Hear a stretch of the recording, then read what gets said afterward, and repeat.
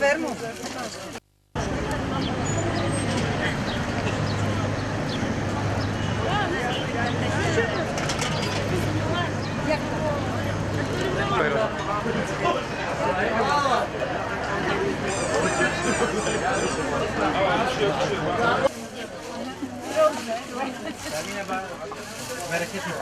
Fermo.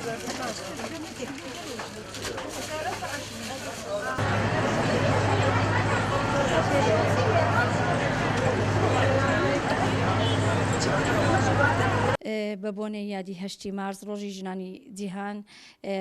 سەری ڕێز و نەواژت بۆ سەرجەم ژنانی گەلی کورد جیهان دادەنوێنین ئەوانەی کە بوونەتە قوربانی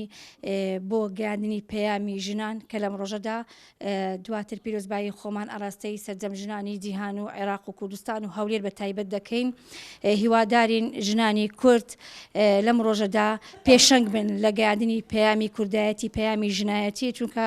ئێمە وەکو گروپی دەنگی ژنانی کوردستان لێرەوە ڕای دەگەینین کە ئێمە گروپێکین هەوڵ دەدەین بۆ ئەوەی کە ژنان بینە پێشەوە ژنان ڕۆشنبیرتر بکەین لەو بابەتانەیە کە ڕوبڕووی ژنان دەبێتەوە ئەو توندوتیژیانەی کە بەرامبەر بە ژنان دەکرێتن لە ئاستی کوردستان و هەرێم و ئەوانەی لە شاری هەولێریش ڕوودەداتن. هیوادارین حکوومەتی هەرێمی کوردستان لێرەوە ئەمە پەیامی خۆمان بە ئاراستەی حکوومەتی هەرێمی کوردستان دەکەین ئەو کێسانەی کە تا ئێستا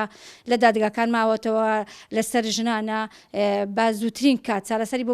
بدۆزرێتەوە و ڕوبەڕووی دادگا ببنەوە ئەو کەسانێک کە توندوتیژیان کردیە بە تایبەت ئەوانەی کە دژی مافەکانی منداڵان وەستاون و توندوتیژیان بەرامبەر ئەوان کردیە.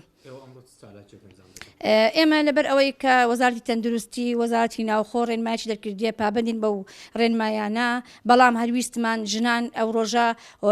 بە خەمڕێناوی نەبینن بە نووسوی نەیبینن بەنیازین چاڵاچێک ئەنجام بدەین لە ناو بازاری تەیراوە ژنان و پیاوان بەسەر بکەینەوە بە پێشکەشکردنی گوڵی نێرگز و دابەشکردنی شیرینی بەسەر هەمویاندا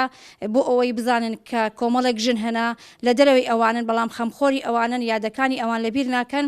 لە هەر بار و دۆخێک بێتن لە هەر ئان و ساتێکدا بێتن ئێمە هەوڵ دەدەین ڕۆژی ژنان بەرز بنرخێنین.